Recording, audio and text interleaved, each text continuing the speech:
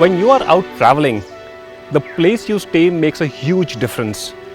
And I have been in Uganda and staying at properties run by Murasa, and to say the least, they're doing a great job of running this business. I stayed at 4 different properties of theirs in Uganda, starting with the Paraa Safari Lodge and the Chobe Safari Lodge, both located in the Murchison Falls National Park.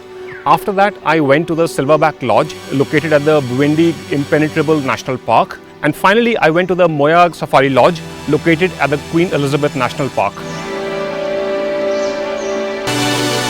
It is amazing how a single brand could have all its properties located at some of the most gorgeous settings that you can imagine.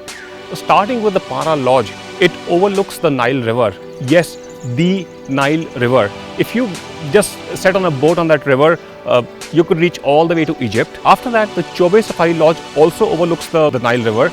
And the beauty is, you could be sitting in the balcony of your room and hear hippos all day and all night grunting away.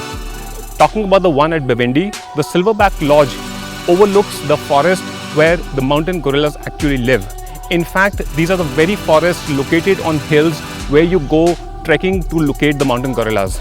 And talking about the Mweya Safari Lodge, it overlooks 2 water bodies. You only have to look out and you'll see elephants and buffaloes coming to the waterside to drink water. There are hippos who are permanent residents of these water bodies. You've got a rich bird life that's flitting around all the time. You've got hills in the background. In fact, you yourself are on a hill. So the settings of Marasa's properties do not get better than what they are. Before I came to Uganda, and even when I spoke to people while in Uganda, I found them very friendly and hospitable. And I was told by so many people that Ugandans are actually a very hospitable lot. And Murasa is no exception. All their staff serve you with a smile, but that is expected in any hotel or lodge.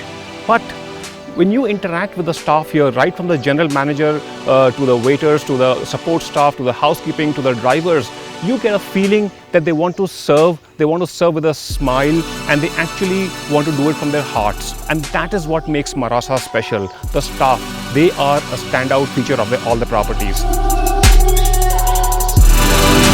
I would call all the rooms in Murasa property very comfortable, very well laid out. Yes, they are different from each other. The Paraa Lodge has a slightly old world feel to it. The Chobe Lodge, slightly more modern. The Silverback Lodge is slightly more basic, but that's because of its location. And then you've got the Mweya Lodge, which is a mix of, I would say, old world and modern amenities. And again, you get what you pay for. There are rooms which are the standard rooms, there are the deluxe rooms, and then you've got luxury tents which are actually overlooking the water bodies closer than the other rooms. And if you really want to indulge, you have the Queen's Cottage in Paraa, and you've got the Queen's Cottage in Mweya.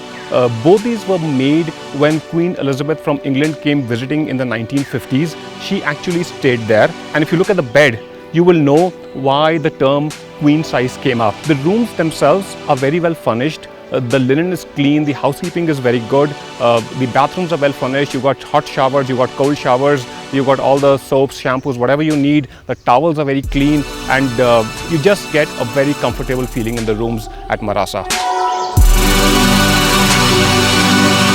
Usually when I travel outside India, I don't have Indian food. But at Murasa properties, I seem to be eating Indian food everywhere.